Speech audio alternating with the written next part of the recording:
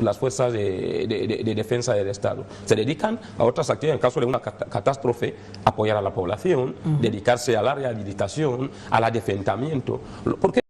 Porque están liberados de esta otra parte, la parte más agresiva, y eso hace que puedan dedicarse a labores de desarrollo y protección de la sociedad. Por tanto, es muy importante que el vicepresidente haya concertado este ejemplo. Creo que estamos entrando en un nuevo año y se suele decir que año nuevo, nuevas cosas. Es ese llamamiento, y es muy trascendente hacer ese llamamiento desde arriba de que el uniforme castrense no es objeto de depredación. Es que solo ver el uniforme de un militar, la persona no debe ahuyentarse, al contrario, debe sentirse, y lo decían mis compañeros también, seguro de que, bueno, aquí ya no me puede pasar nada, porque hay una gente que está velando por el cumplimiento de la ley. Pero si deviene lo contrario, en el que cuando uno está viendo un agente de orden público o un agente castrense y lo que tiene que hacer es escaparse rápidamente, en lugar de hablar de estabilidad y paz, estaríamos hablando de otra cosa. Porque ahí ya no hay una convivencia sana que pueda permitir que las personas, en su sano juicio, puedan utilizar los estereotipos que fomentan esa convivencia, ese intercambio más natural y más pasiva, sino que viven en constante atemorización, lo que alimenta esta falta de cultura de coexistencia, y por tanto es muy difícil poder llevar a la paz que tanto deseamos y que preconiza siempre ha apelado nuestro jefe de Estado. Entonces, ¿qué es lo que digo? Es muy trascendente esa reunión, y es muy trascendente que se haga desde las instancias altas del Estado, porque de lo que se trata es que las fuerzas de defensa y seguridad del Estado asuman su papel, que es la garante de la paz, la estabilidad y la buena convivencia social. Garantizarlo implica educar a los ciudadanos al respeto a la ley. Entonces, cuando un agente de seguridad encuentra a alguien comportándose de una manera indecente, lo primero debe ser explicar a ese ciudadano, primero, la importancia de que tenga un comportamiento decente. Y en segundo lugar, las consecuencias que pueden derivarse del hecho de comportarse de esta manera. Entonces, ese ciudadano que ve a un agente de seguridad o un agente de orden público o algún miembro del ejército hacerle esa enseñanza, en primer lugar, va a venirse a la razón, y en segundo lugar, va a valorar el trabajo y va a saber entender el trabajo de esos profesionales, porque el trabajo de los ejércitos de hoy son ejércitos profesionalizados. No se trata solamente de estar preparado para la guerra, porque la guerra no siempre se enciende. Hoy en día, imaginaos qué tipo de guerra tenemos. Estamos teniendo una guerra que ya no es la guerra del cuerpo a cuerpo, y es contra un enemigo invisible. Y hemos visto a muchos ejércitos que se han implicado en la lucha contra la COVID-19, no solamente patrullando en las calles, sino también contribuyendo y realizando tareas profesionales desde el punto de vista sanitario. Entonces, eso quiere decir que nuestras fuerzas deben entender que, y doy muchas gracias que el vicepresidente lo haya puntualizado y lo haya acentuado, deben saber que ellos trabajan para el pueblo y no contra el pueblo. Si trabajan para el pueblo, van a ser respetados, porque el ejército, las fuerzas de seguridad necesitan ser respetadas por sus ciudadanos, porque ellos son los que nos amparan. Cuando dormimos de noche, ellos están despiertos velando por si va a venir alguien que piense lo contrario al orden social preexistente. Por tanto, cuando habla de corrupción, y yo lo entiendo primero en doble sentido, la corrupción de costumbres, que es el mayor problema. Porque yo no tengo que comer ahora, pues voy a buscar a cualquier ciudadano que pueda parar ahí y exigirle que no, has hecho tal cosa, inventar cualquier conducta fraudulenta para luego exigir el pago de alguna dádiva. O un extranjero que no ha cometido ninguna infracción. Ser extranjero no significa ser delincuente. Que yo sea extranjero en un país, yo no soy delincuente. Pero alguien no me debe parar sin que yo he cometido alguna conducta ilícita. Entonces, ¿por qué me para? Si yo soy un conductor, no he cometido ni media infracción, pero un agente de tráfico, por el mero hecho de que tiene que pagar no sé qué o tiene alguna necesidad, necesita dónde extraer alguno que otra dádiva, me para a mí. En principio, a lo mejor yo voy en regla, y si voy en regla, y el tiempo que me ha perdido, y si me sancionan en el trabajo, y además, si ese retraso repercute en el proceso de producción, ¿qué va a ocurrir? Seguimos generando más gasto y más dificultades al funcionamiento del Estado, tanto desde el punto de vista social como económico. Entonces, las fuerzas de seguridad tienen un papel fundamental que jugar para el mantenimiento de la paz y la estabilidad de la sociedad y para el cumplimiento de los proyectos que el gobierno va concibiendo, porque si la población no está incluida en la materialización de estos proyectos, estamos ante diversos problemas que pueden dificultar el desarrollo. Por eso yo me sumaría a esa apelación que nuestros agentes, que yo sé que son personas y cada uno de ellos sale de una familia, y lo que pasa es que cuando uno ya se ha puesto el uniforme, parece que se olvida de que procede de una familia, al igual que el otro también procede de una. Cuando molesta a una persona, está molestando a una persona que viene de otra familia, como otro agente va a molestar a alguien de su familia. Entonces yo pienso que a partir de ahí, si aprendemos esa lección, ellos y nosotros a respetarles y ellos a respetar los lineamientos de su actividad profesional, creo que el vicepresidente y el país estarán satisfechos y creo que podremos presumir de disponer de unas fuerzas de defensa y seguridad que velan por nosotros y por la defensa de los intereses de nuestro país y no que van contra nosotros. ¿Viene de una familia o viene de una madre? Todos venimos. Mira, estos planteamientos feministas también. El tema del cuerpo castrense. Es bueno aclarar, Antonio ha dicho algo ahí, es bueno aclarar que no es una tarea por encima de otra. En absoluto. Es una tarea igual que otras, simplemente que con sus características. Lo que significa que no es una tarea que suplanta otras tareas. Simplemente es una tarea que tiene sus características. Y yo pienso que el cuerpo castrense de Guinea, yo pienso que tiene las herramientas como para lograr los objetivos que se les ha llamado a cumplir en la reunión. Porque como decía Antonio, ya no tenemos el simple militar. Muchos de esos militares, algunos son ingenieros, otros son abogados, otros son médicos, otros... Si estás haciendo una investigación de qué es cada uno de ellos, muchos de ellos tienen algo más que ser un simple militar. Por tanto, estamos hablando de gente que pueden, y para cumplir el objetivo que les ha llamado a cumplir el vicepresidente, tienen las herramientas del conocimiento para encontrar las estrategias de cómo podemos conseguir los objetivos por los cuales nuestra superioridad nos está invitando a cumplir. Y me gustaría señalar una cosa ahí. Y imagínate cuando los ciudadanos escuchan algunas frases que en muchas ocasiones se han hecho, digamos, no sé si costumbre, el Estado sí que no puede estar, no sé cómo, ante los civiles. Entonces uno se pregunta, el término Estado, ¿los militares representan el Estado o el Estado es el conjunto de ciudadanos y territorio y nuestro ordenamiento jurídico y administrativo, que es lo que constituye el Estado? Entonces te das cuenta de que hay una concepción equivocada de la actividad castrense. Es que ellos no son el Estado es el conjunto de componentes que dan origen a ese nombre que le hemos dado, Guinea Ecuatorial. Es decir, el territorio nuestro constituye parte de nuestro Estado, la población que no se difiere ni de tal sector profesional, no, toda la población, el segundo elemento y el más importante. Luego está la soberanía, que se basa en la independencia de no depender de los dictámenes de otro Estado. Y ahí está la independencia, que es política, económica, administrativa, etcétera, etcétera. A partir de ahí, ya el Estado, en su organización administrativa, ya distribuye tareas. A usted le corresponderá defender la soberanía en tal sector. Al sector castrense, defenderlo de los ataques directos de enemigos que puedan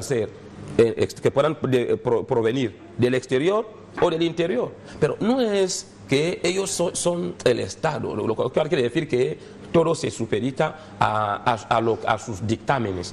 Entonces, ni que suplante, como decía Pergentino, el poder, que las competencias que el ordenamiento jurídico otorga a cada institución del Estado. Lo que pasa es que ellos trabajan en un determinado sector y si lo hacen de manera responsable, incluso ayudan más. Por ejemplo, si ayudan, si trabajan de manera responsable, van a evitar que el Ministerio de Asuntos Exteriores tenga problemas. Estamos teniendo un problema ahora, por ejemplo, el caso de la regulación de la extranjería. Entonces, ¿cuántos? Por ejemplo, hay gente que trabaja en materia de cooperación en Guinea Ecuatorial, necesita o un visado alternativo o una tarjeta de residencia, pero que por estos actos ilícitos, tanto desde el punto de vista ético, es decir, de las prácticas fraudulentas que muchos hacen, al margen de los dictámenes que el gobierno hace a través de las diversas normas que está haciendo, como la ley de extranjería, y los intereses económicos, ¿no?, de obtención ilícita de intereses económicos. Entonces, ¿qué es lo que hace? Que el gobierno en muchas ocasiones tome medidas que acaban perjudicando de alguna manera, solo para intentar dar orden, porque si no interviene para dar orden, el problema se va agravando y estamos viendo ahora qué dificultades se están generando para muchos ciudadanos de otros países, ¿no?, que tienen actividades en Guinea Ecuatorial muchas veces en materia de cooperación. Pero cuando en realidad, cuando se hace de manera responsable a través de la ley aprobada por el pueblo, ¿no?, a través de su gobierno, creo que el gobierno tendría que a veces tomar ese tipo de medidas que muchas veces pueden ser nocivas. Pienso que esa responsabilidad, esa apelación es muy importante y a mí me gustaría que se vaya haciendo y que no quede solamente a los oídos, ¿no?, de las autoridades altas de los ministerios de Defensa y Seguridad, sino que se pueden hacer seminarios y más seminarios y luego hacer seguimiento del comportamiento de muchos efectivos de esas fuerzas. ¿Por qué? Porque no es comportamiento que hagan todos, sino que será un grupo, pero que en realidad acaba manchando la honorabilidad y la honestidad profesional de muchos militares que en realidad realizan un trabajo responsable y que es digno de elogiar. Sin duda alguna, y como lo dijera hace mucho tiempo atrás el expresidente de Burkina Faso, Thomas Sankara, un militar sin formación es un asesino en potencia. Hizo un llamamiento y es por eso que muchos países en el mundo están tratando de profesionalizar sus ejércitos y la República de Guinea Ecuatorial también puede presumir que en su ejército cuenta con profesionales. El hombre uniformado es una persona que debe generar confianza a la población y no dar esta sensación de inseguridad. Por lo tanto, esperamos que esta reunión que tuvo ayer el vicepresidente de la República con el cuerpo castrense y el cuerpo de seguridad del Estado sirva para que, al menos a partir de este año 2021, podamos tener una imagen diferente a la que habitualmente ya se está teniendo en la sociedad, para con estos profesionales que realmente hacen un trabajo impresionante al servicio de la población de la República de Guinea Ecuatorial. Vamos ya con la segunda noticia, y es que en su día comentamos que el inicio del segundo trimestre dejaba mucho de qué hablar, sobre todo cuáles son las medidas que muchos centros educativos adoptarían. Y ayer el secretario de Estado, encargado de Educación, hizo una visita a los diferentes centros de esta ciudad capital para ver el grado de cumplimiento de las normas de prevención contra el coronavirus. Veamos el siguiente reportaje. Siempre es menester la observación pedagógica para constatar el grado de cumplimiento de las medidas que ha dictado el gobierno. Rey Malabo, Bioko Norte y San Juan, que son centros de referencia nacional, que son centros que han progresado demasiado, se respeta todo el aforo y el proceso de enseñanza-aprendizaje se desarrolla con toda normalidad. Ahora, como pueden ver, hace unos meses que estuvimos acá en este centro y era una desgracia. Afortunadamente, el trabajo se ha realizado con mucha profesionalidad, se ha rehabilitado totalmente y ahora podemos presumir de que los alumnos están en buenas manos y que están recibiendo las clases dentro de toda la normalidad posible.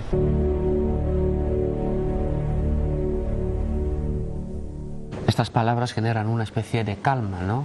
Que todo está tranquilo, todo está controlado.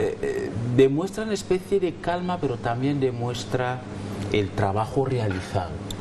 Cuando llegó la primera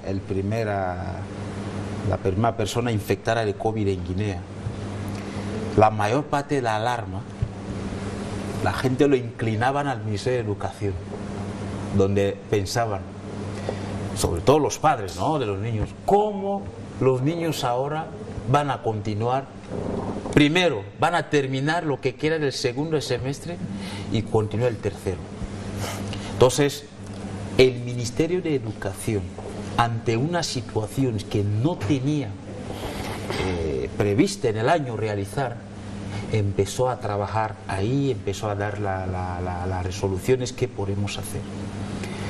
Como está diciendo el secretario de Estado, anteriormente, claro, debido a que las instituciones no estaban preparadas para eso, pues a priori el tema no estaba organizado, pero hoy en día, como dice, está organizado. Es más, hoy en día no hemos escuchado de algún brote en algún centro escolar.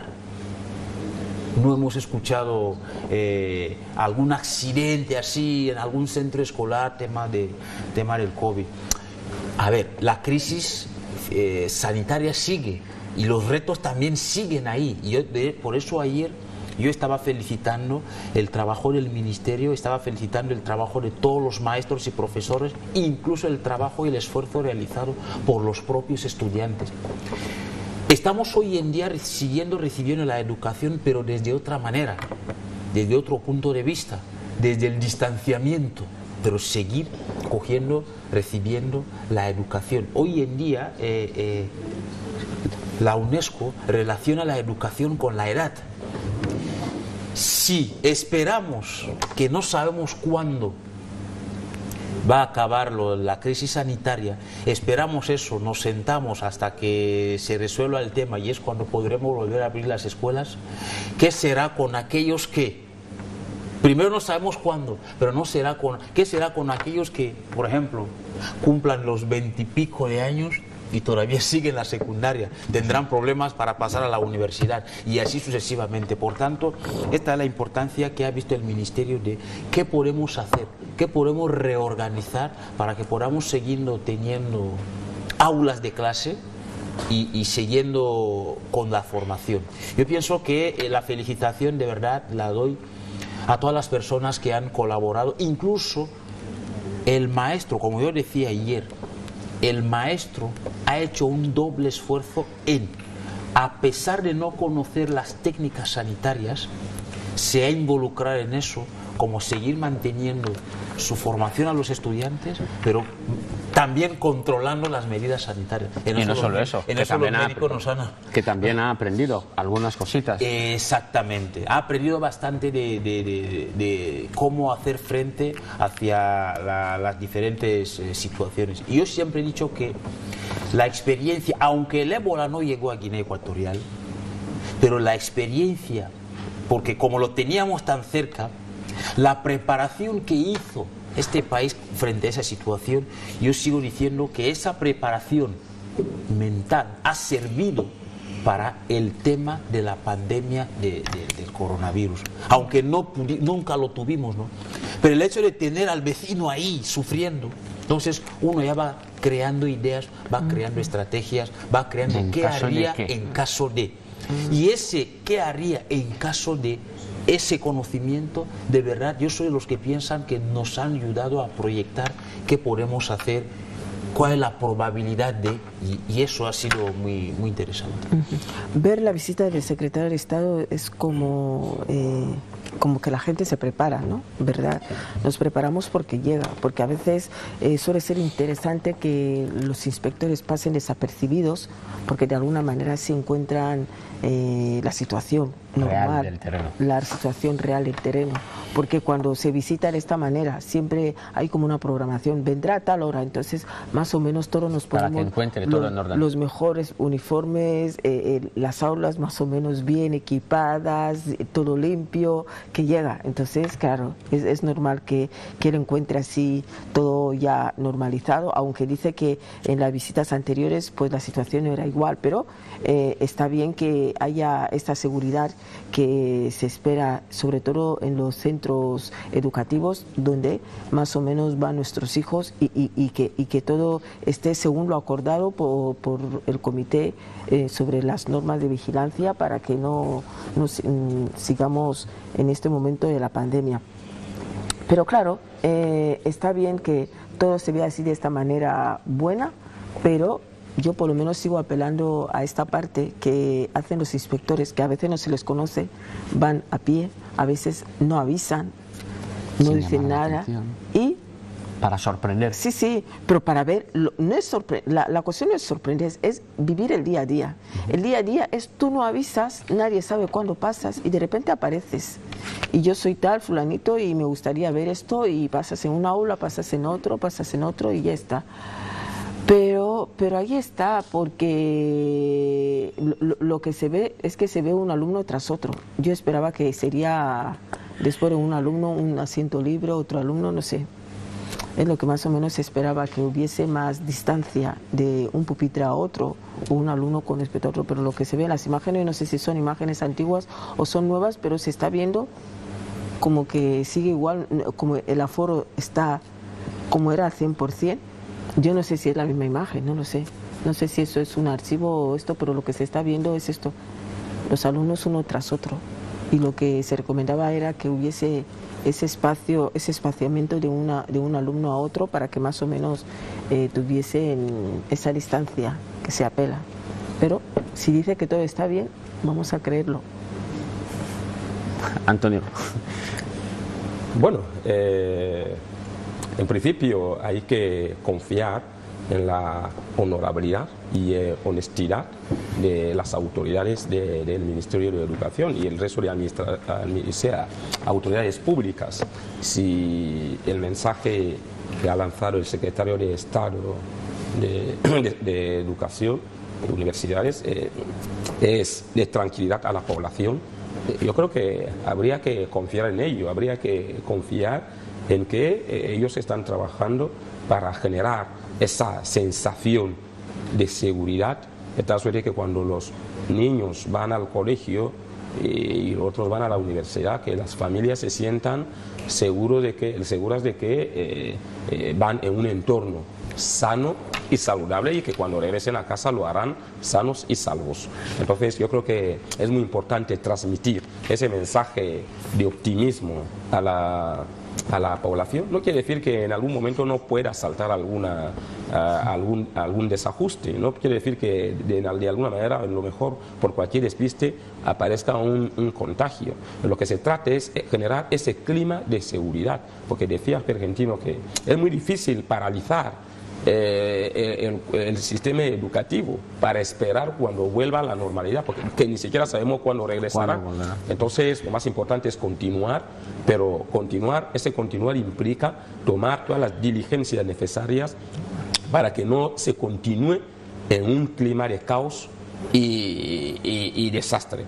Creo que el año se terminó un curso académico sin muchas dificultades. Se ha iniciado otro que ya va ya para la mitad, que también no se ha tenido mucho riesgo, lo cual quiere decir que ese mensaje es un mensaje muy, muy importante y creo que tiene mucha trascendencia.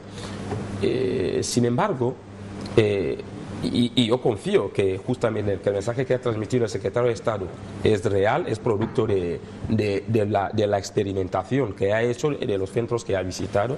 Entonces, creo que si tal es el caso, si se están respetando todas las medidas dictadas por el gobierno para prevenir los contagios en la población y en consecuencia, la población académica, si es que esto se está respetando, hay que saludar el trabajo que está haciendo el Ministerio de Educación con todos sus componentes, es decir, incluso los directivos de escuelas, hasta los mismos alumnos. Saludamos también a los mismos padres que también están velando para que cuando su alumno vaya al colegio se lleve una mascarilla o a educarle a desinfectar las manos. Pero esto llama a la reflexión.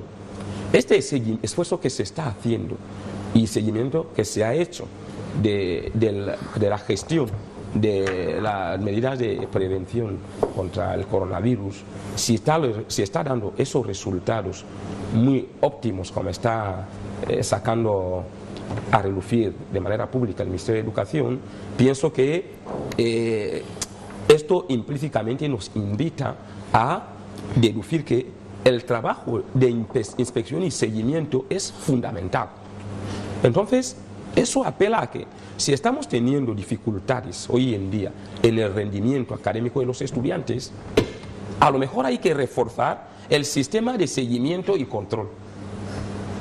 Si es que los centros académicos han hecho caso a las recomendaciones y exigencias del gobierno, eso no es porque a ellos les gustaba, sino porque el Ministerio de Educación estaba detrás, presionando, sensibilizando, controlando, supervisando, y esto ha dado como resultado el trabajo positivo que ellos ahora están sacando a relucir ante el pueblo. Ahora, si se hace la misma estrategia ya en lo que es la esencia misma de la actividad educativa, que es controlar el proceso enseñanza-aprendizaje, no solamente con visitas de los secretarios de Estado, de las altas autoridades del Ministerio, sino con el cuerpo de inspectores que el Ministerio está financiando, y eso consta, con salarios públicos, con vehículos motorizados públicos y otros materiales. Si ya se hace un trabajo exhaustivo, eficiente y responsable, creo que ayudarían al Ministerio a poder resolver muchos de los problemas que estamos teniendo en esa dispensa de la enseñanza-aprendizaje en los centros educativos. Y eso ayudaría a resolver un problema que ya estábamos abordando el otro día. Ayudaría a evitar un gasto adicional, como el que se va a generar ahora con la organización del curso parche yo no sé cómo llamar ese curso, si es de entrenamiento para los estudiantes a enfrentarse con las pruebas de selectividad. Porque ya desde el primer curso de la enseñanza primaria, esa disciplina que el Ministerio pudiera imponer con la ayuda del trabajo de monitoreo de los inspectores, contribuiría a que el estudiante, cuando viene a llegar al segundo de batch, ya tiene los conocimientos suficientes para poder sacar cualquier prueba de selectividad. Pero si hay que volver a destinar recursos materiales, económicos y humanos para otro curso, que ya van a ser 15 para la enseñanza general básica, eso es más costoso.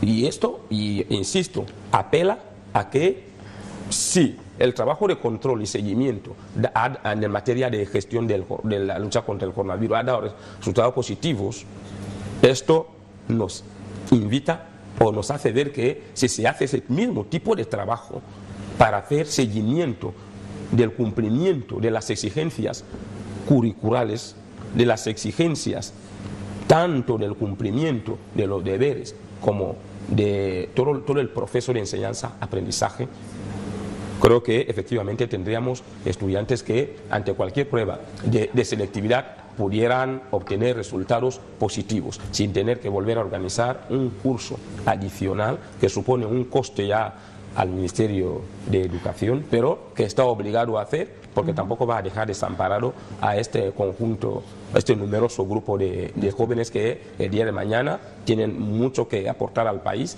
desde el punto de vista de la productividad. Por tanto, creo que reforzando el trabajo de los inspectores, consiguiendo que esos inspectores trabajen de manera imparcial y responsable, el Ministerio puede conseguir mejorar el rendimiento de los estudiantes en cualquier tipo de prueba de selectividad. Teniendo en cuenta que estamos hablando de visitas a los centros para ver el grado de cumplimiento de las medidas adoptadas en la lucha contra el COVID-19, ¿existiría la posibilidad de que en caso de que un centro se viese en una situación de necesidad, de que le falte algo, podría pedir apoyo al Ministerio de Educación? Se supone. El Ministerio de Educación, desde que empezó, por lo menos de la información que tengo, ¿no? Desde que empezó el tema de la pandemia, primero quiero aclarar una cosa. No hay una crisis educativa, hay una crisis sanitaria.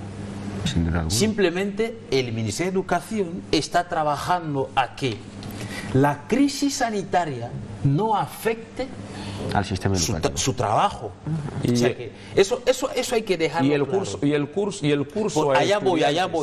¿Esto qué es? Allá voy. Es que el sistema educativo, la Ley General de Educación establece el periodo por el cual un alumno tiene que transitar desde la enseñanza infantil hasta su acceso a la enseñanza superior. Allá Esto está es donde quiero ir. Regulado. Pero vamos a ver. Allá es donde quiero ir. Primero quiero dejar claro eso, ¿no? Hay crisis sanitaria, no crisis educativa. Sí. Simplemente la educación está haciendo todo lo posible para que las consecuencias de la crisis sanitaria no afecten su trabajo. Y desde que empezó el tema de la pandemia, el Ministerio de Educación, junto con los socios que trabajan con él, están apoyando a los centros educativos, cada cual desde el punto de vista de cuál es la necesidad o cuál es el problema en particular que tienen. Por ejemplo, has estado hablando de el gasto. En primer lugar, ¿para qué tenemos el dinero? El dinero lo hemos inventado nosotros, ¿no? Ya, pero... Espera, déjame terminar. ¿Para qué? Espera. Vamos a dejar de terminar. Gastarlo al arbitrio de cada cual. Entonces, déjame terminar, por favor. ¿Para qué tenemos un dinero? El dinero lo hemos creado nosotros y le hemos dado valor. ¿Para qué? Para satisfacer las necesidades que tenemos. Ahora, ¿qué significa mal uso de dinero? O ineficiencias en el uso de dinero. Ineficiencias en el uso de dinero significa que yo haga doble pago de lo mismo por no saber elegir.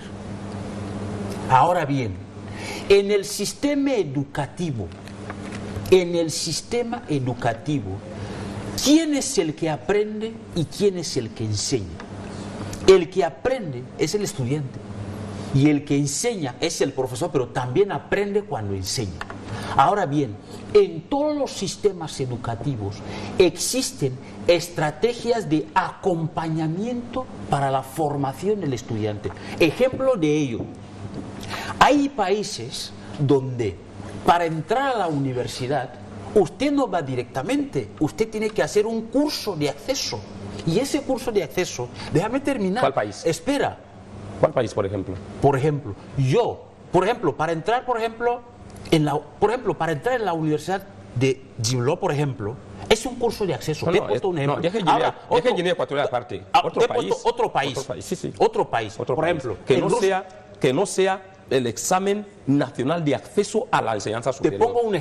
Te pongo un ejemplo. En Rusia hay una que una universidad, el estudiante con la prueba de selectividad le exige otra prueba. No es una prueba, es formación de acceso a la universidad. La enseñanza está reglada. Vamos a dejarle terminar. La enseñanza está reglada.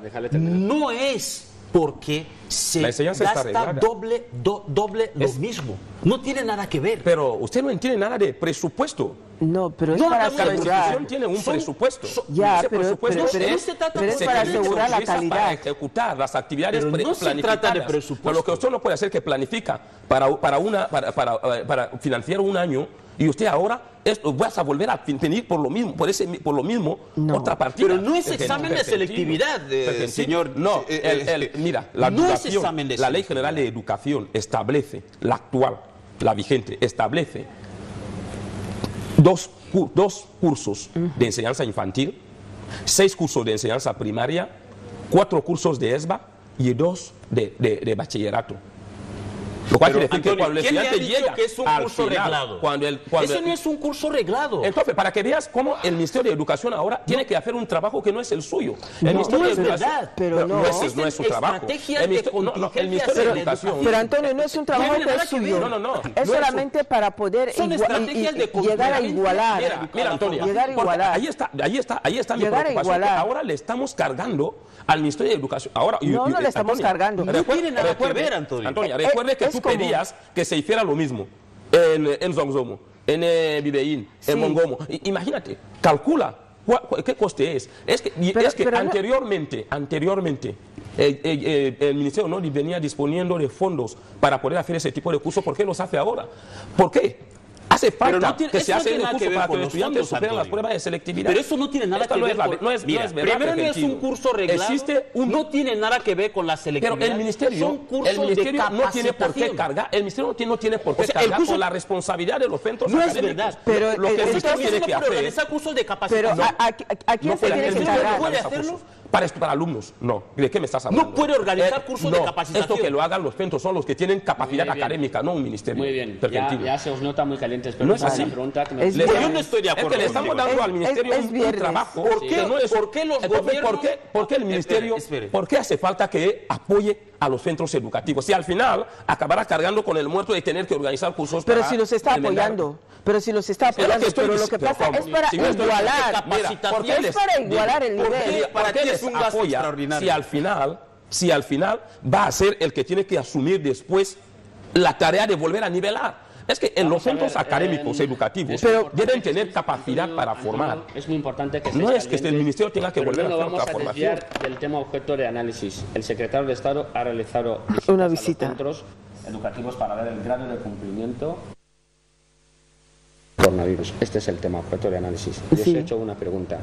¿Existe la posibilidad de que en estas visitas, en caso de que los responsables del Ministerio de Educación se encontrasen con algún centro que estuviese necesitado en algo, podría pedir algún tipo de ayuda? El en objeto la de la- lucha contra el El objeto de la Sí, visita, pero era eso. uno de los objetos de la visita es eso. Si hay alguna dificultad, partiendo de los apoyos que se viene haciendo, si se detecta alguna dificultad, apoyarla. De eso se trata la visita. Claro, y la De visita... eso se trata. Sí, pero también la visita se trata, a más de apoyar, yo creo que también es esa inspección que ellos también hacían de qué centro necesitará más, porque hemos visto que ayer mismo se donó material que son las mascarillas al Ministerio de Educación, y es bueno que hagan ahora ese recorrido para más o menos saber qué centro necesita más, como hemos visto a los centros, que por esto yo por lo menos en este caso no me hubiese gustado que fuese el secretario, porque se lo van a poner bonito, se lo van a poner bonito. Es bueno que vaya un inspector y que haga este recorrido y que diga, esto es lo que he visto, para que vea el día a día, porque ahora todos se van a esmerar en ponerlo todo bien y que lo vea lo más normalizado. Pero que está bien que, aun con todo, cuando llega a los centros, cada centro también va a plantear, mira, nosotros pues tenemos todo esto, pero nuestras dificultades son estas y estas. Y yo creo que a partir de ahí se tomará nota en saber qué dificultades tiene cada centro, dónde se va a apoyar, dónde hay que exigirle menos, o qué material hay que exceder o aportar más a un determinado centro que a otro. Entonces más o menos Mira, se tendría Mariano, a mí me gustaría en cuenta. primero tener en cuenta la naturaleza de los centros académicos. Es cierto que hay centros públicos que dependen directamente del Ministerio de Educación en materia de gestión y administración, y hay centros privados que son, al igual que las empresas, dependen de una administración completamente desligada de la administración pública. Ahora bien, el Ministerio de Educación, como el brazo del gobierno, ¿no?, que ayuda a fomentar la satisfacción del derecho fundamental a la educación de los ciudadanos, creo que tiene sus propias políticas, ¿no?, que le ayudan a entender la naturaleza de los centros académicos y las formas, las políticas que puede adoptar para hacer acompañamiento a la actividad que estos desarrollan. Estamos hablando de una crisis sanitaria que ha venido sin más, aunque llevamos tiempo ya conviviendo con ella, y pienso que, ante la pregunta que hacías, que no creo que sea Los centros públicos, obviamente, cualquier necesidad, ya sea en materia de gestión, en materia de suministro de material de protección, creo que, obviamente, incluso antes de pedirlo, el Ministerio debería estar pendiente de si esos centros disponen de los materiales necesarios para la prevención de contagios. Y en lo que se refiere a los centros privados, no creo que tengan esa potestad de pedir al Ministerio, pero sí, como el Ministerio, ya lo hemos dicho, representa al Gobierno y el Gobierno muy siempre hace acompañamiento en caso de necesidad extrema, lo que puede hacer el Ministerio, si ve que está en disposición de poder apoyar, debiera hacerlo. Debiera hacerlo porque al fin y al cabo los estudiantes que van ahí también forman parte de la comunidad de personas que al Ministerio le toca gestionar, y un brote en esos centros puede repercutir de manera negativa en otros centros, incluso en los centros públicos. Sabemos que por lo general el régimen educativo nuestro es una entremezcla. Un profesor que imparte en esas horas en un centro público, en otras horas le encuentras impartiendo en un centro privado. Entonces, si contrae la infección aquí, lo más probable es que lo vaya a transmitir en otro sitio. Entonces, si el Ministerio está en disposición de poder atender a nivel de suministro de material de prevención a todos los centros educativos, yo, por ejemplo, en mi opinión, debiera hacerlo, incluso si tiene que pedir a otras instituciones para que ayuden en ese sentido, podría hacerlo. Pero no es su obligación, y insisto, tener que dotar de material a los llamados centros privados, porque son empresas particulares, tienen su propio presupuesto, que es el que dispensa el Consejo de Administración de cada uno de esos centros, pero sí de los centros públicos que dependen directamente del presupuesto de funcionamiento del Ministerio de Educación. Pero hay una cosa que quiero, por eso yo he dicho, hay una crisis sanitaria y no educativa. Por eso yo he dicho eso. Ningún centro planifica. A ver, los centros pueden tener botiquines para primeros auxilios, pero ningún centro planifica cuántas mascarillas a mis estudiantes. Ningún centro hace eso. Ni uno hace eso. ¿Por qué he dicho que hay una crisis sanitaria y no educativa? Me refiero a, usted sea estudiante o cualquier persona que entre en el centro escolar, recuerde que antes de entrar en el centro escolar, llévate una mascarilla, porque la enfermedad está tanto fuera como para adentro. Ahora, la actividad del Ministerio podría ser de apoyar no a los centros, sino a los estudiantes, porque la crisis es sanitaria, la crisis no es de los centros, la crisis es de todos los guineanos, y estamos hablando de guineanos estudiantes. Que no, a ver, el que va a clase pueda ir a clase, si es que le falta alguna mascarilla, pues que se la pueda dar. Desde esta perspectiva, el Ministerio ha estado ayudando a todos los centros, por eso he dicho, cada uno desde qué necesidad tiene, porque la diferencia aquí no es si es privado o si es público, aquí la diferencia es que hay una crisis sanitaria. Y la crisis sanitaria afecta a todos los guineanos. Muy bien, yo tengo una empresa, no debo ir a exigir al Ministerio al Ministerio de Industria para que me disponga de material argentino. Es que no entiendo lo que dice. Yo estoy hablando... Es que un centro educativo privado es una empresa, dispone de sus recursos. Llevamos cerca de un año de pandemia. Y el centro sabe de la misma manera que hace aprovisionamiento de material didáctico ningún centro e informático. Planifica mascarillas.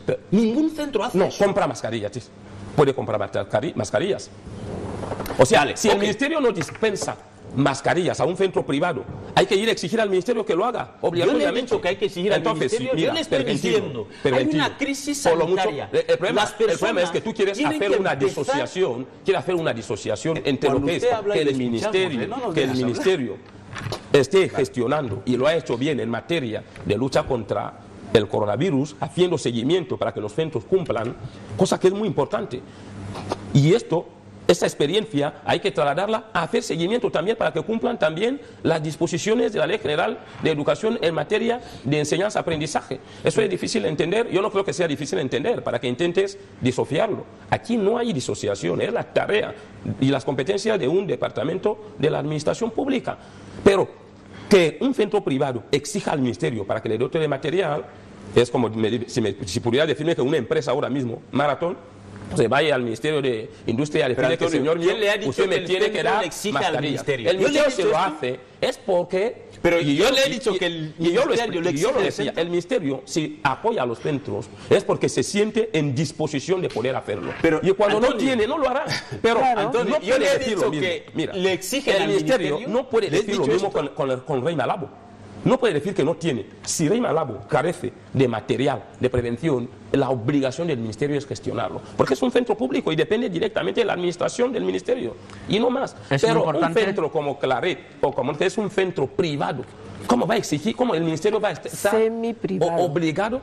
¿Cómo va a estar obligado? Pero Antonio, ¿dónde usted ha sacado otra cosa es que por su voluntad y por su voluntad política. Pero ¿dónde usted ha sacado que los centros lo exigen? En la intervención. Vamos a ver. Es que yo he dicho. Sí. Okay. Se tratan de visitas a los centros educativos para ver el grado de cumplimiento que están poniendo en marcha para combatir contra el coronavirus.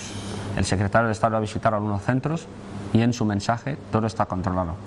Esperamos que los inspectores también puedan seguir con el mismo trabajo del día a día para ver el grado de cumplimiento que los centros educativos hacen, porque es una preocupación de parte de los padres para saber si efectivamente a estos centros donde van todas las mañanas sus hijos cumplen con todas las medidas establecidas. Vamos ya con la tercera noticia de esta mañana, y es que el tema de los alimentos en la República de Guinea Ecuatorial a los ciudadanos le tiene hasta las cejas, si se puede decir, porque los precios están cada vez más a lo alto. Veamos la siguiente noticia. Hay algunas cajas que se han reducido el precio, otras cajas no. Anteriormente comprábamos una plancha de chícharo a 16.000, pero han sacado solo un 500 francos. Por eso quiero pedir para que se pueda reducir más. Nos afecta a todas, ya que ya no hay dinero, aparte de lo que ellos han reducido los precios y pueden volver a reducir. Realmente las cosas en esas entidades como comerciantes, mercadillos, todo lo que sea, se tienen que rebajar más o menos.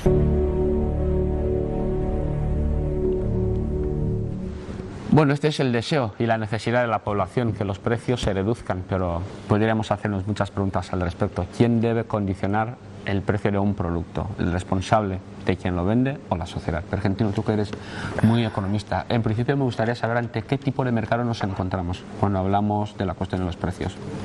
Mira, nosotros tenemos el mercado de libre competencia, pero hay una cosa que desde mi punto de vista quiero aclarar. Digo mi punto de vista.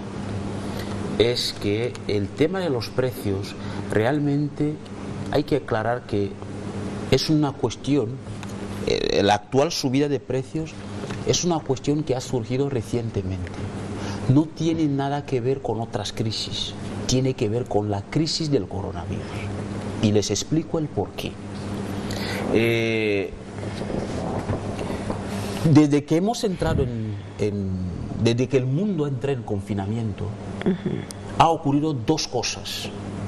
La primera, las cadenas de suministro se han visto afectadas, pero la demanda de productos ha subido. ¿Por qué? Porque todo el mundo, al tener miedo de van a cerrar o no van a cerrar, pues la gente acapara la compra de productos. Y esto hace que, al disparar la disponibilidad de comprar bienes, pero reducir la cadena de suministro de los bienes, pues se dispara el precio de los productos. Y yo soy de la opinión de que con el tiempo, si las condiciones sanitarias se mejoran, esto no se irá regulando, porque las situaciones en el mercado funcionan así.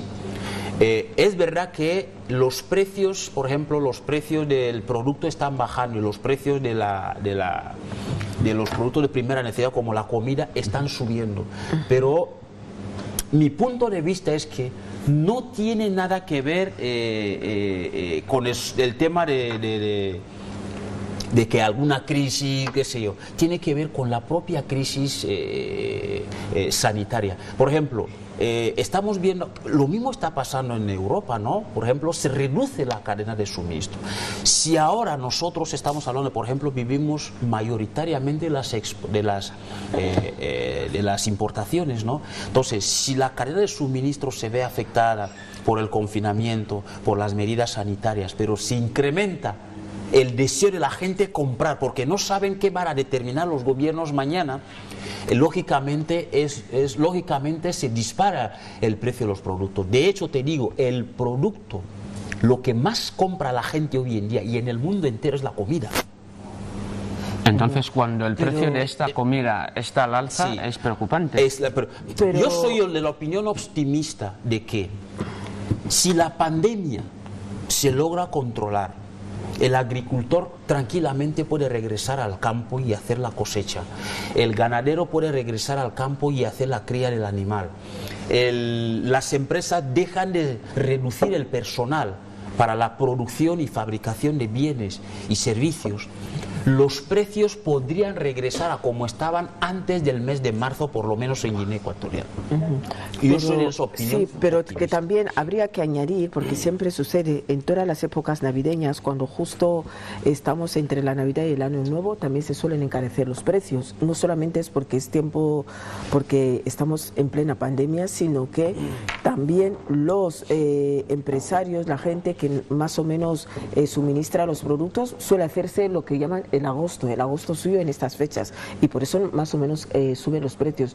Pero yo creo que lo que se espera es que justo después del 6 haya como una ligera bajada, o lo que suelen esperar ya unas rebajas, porque ya la gente ha gastado todo lo que tenía que gastar, pero ahora después del 6 de enero suele ser, yo creo que el periodo que más, porque entre que los reyes tienen que venir, pues más o menos se supone que estamos en Navidad, y ya a partir de este momento debería notarse esa bajada de precios, porque si no le llega a la población que por más que quisieran gastar, pero ya no lo encuentran, porque hemos sabido que más o menos con las bonificaciones que se suelen dar por Navidad, esas bonificaciones ayudan a levantar o más o menos seguir con esto. Pero claro, si le añadimos ahora que ha sido Navidad, se subió los precios, la bonificación que hacía, y no todo el mundo va a recibir esa bonificación porque muchos han perdido el trabajo, pues es necesario que las mujeres del mercado estén demandando lo que están diciendo, que el precio ha subido, y eso ya no ven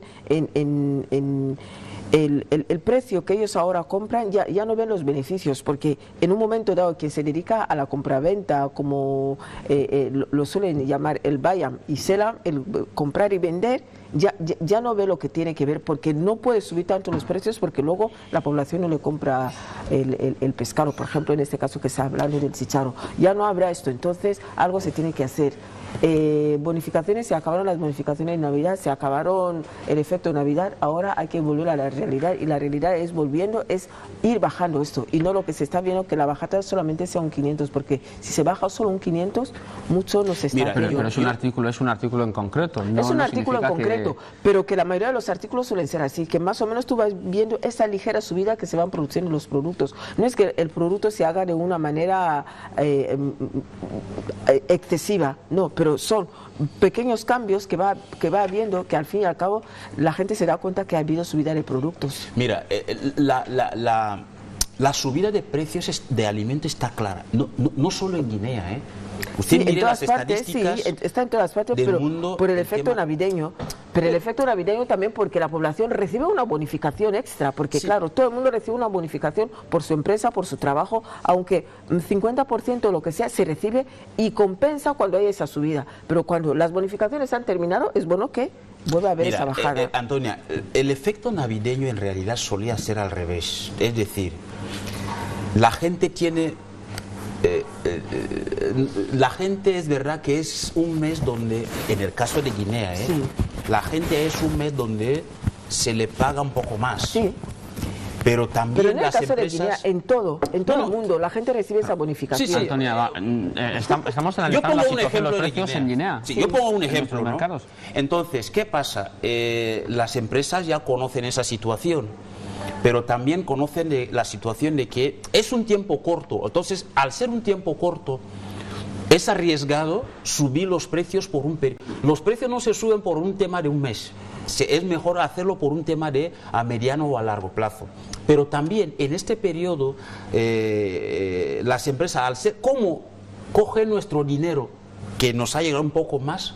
¿Cuál es la estrategia? Hacer la rebaja en vez de subir.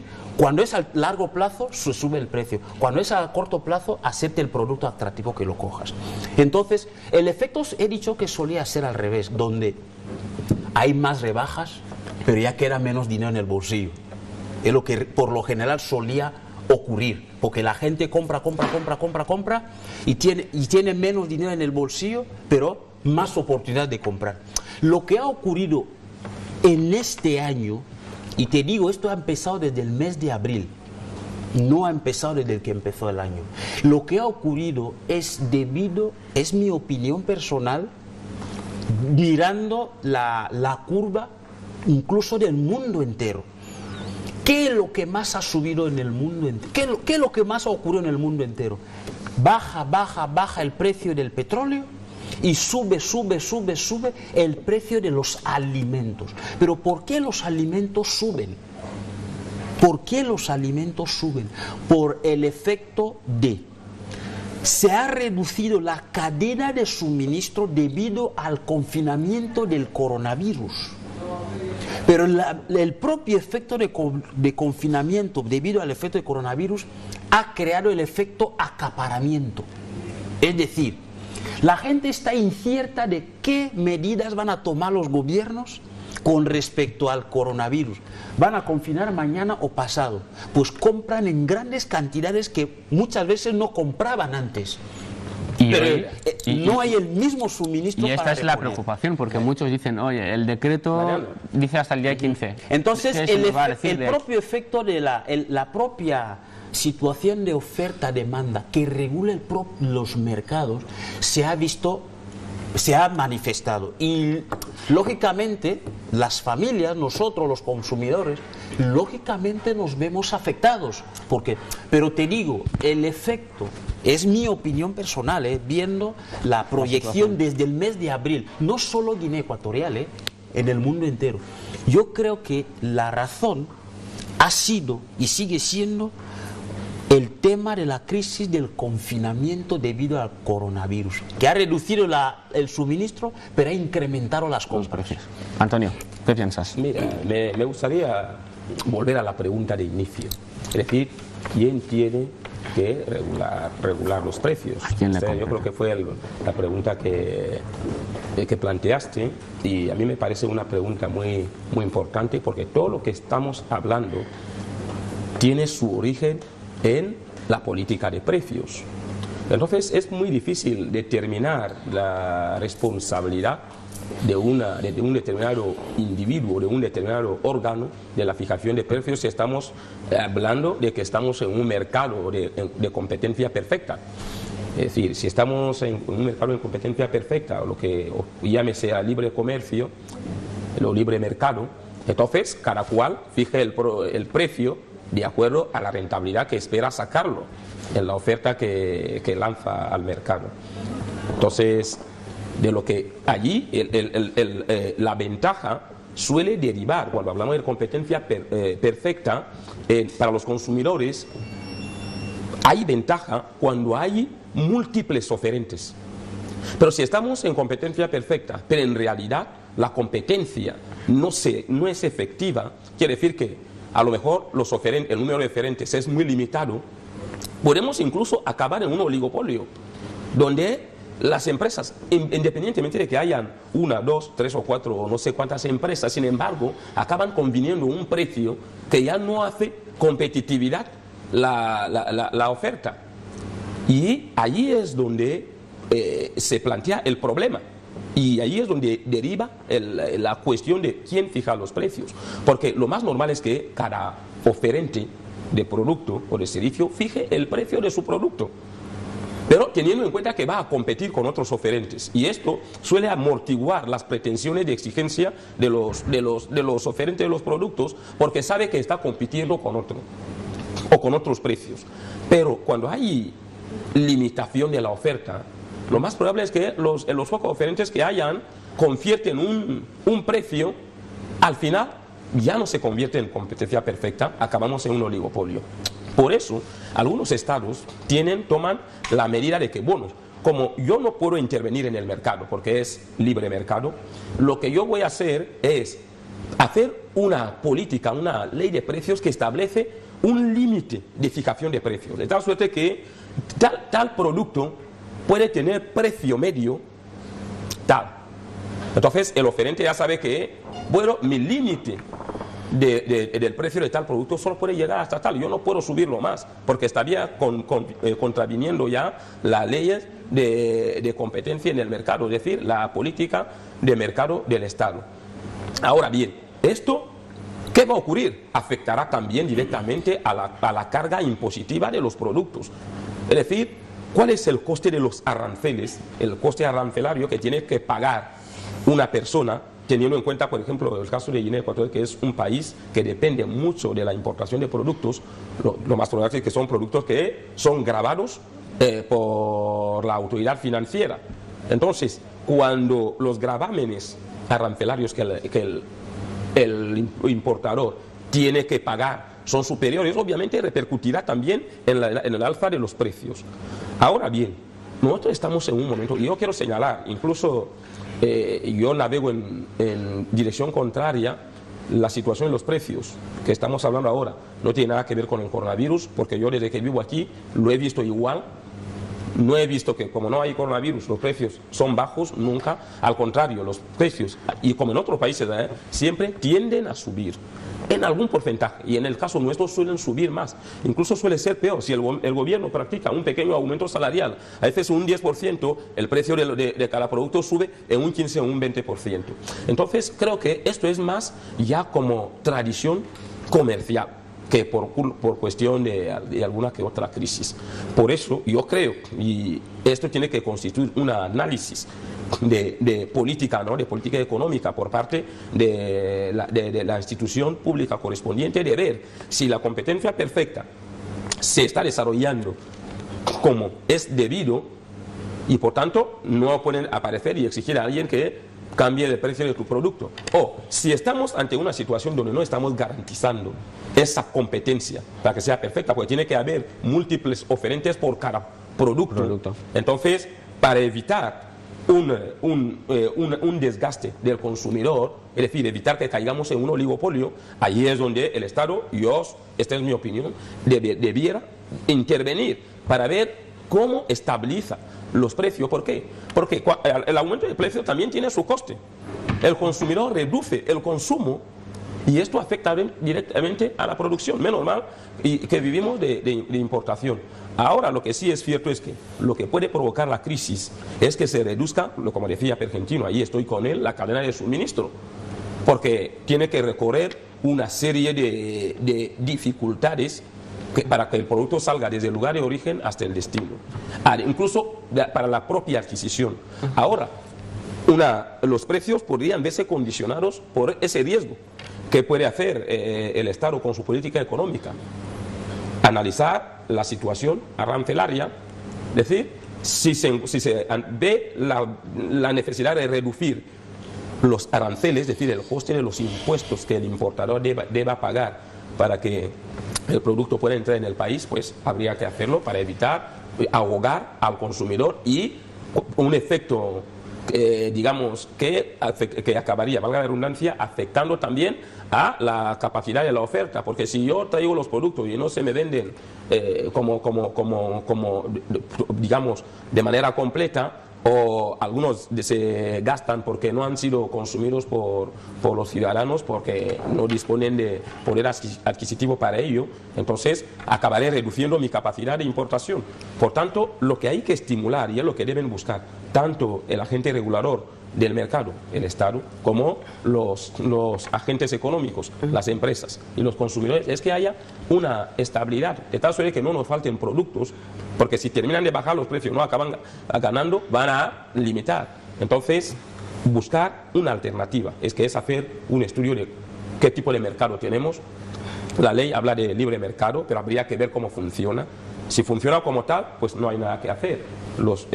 Y ya habrá lucha entre oferentes y demandantes de productos, pero si no funciona como tal, porque no hay múltiples oferentes, hay que plantear cómo se puede fijar los precios, un precio medio por el consumo de bienes por parte del Estado a través de la política de precios. Lo único que pueden hacer los ciudadanos es simplemente poner en situación la realidad que viven el día a día. Y esta es la petición, que los precios al menos se reduzcan. Pero me gustaría, si pueden venir algunos oferentes de esos productos al programa, porque ahora estamos escuchando una sola voz, que es la de los ciudadanos, pero no conocemos cuál es la situación real. Por favor, pero disculpa. Si los empresarios... Volvemos con ese tema, si ellos porque, pueden venir, por favor, hay errores, hay cosas que son errores.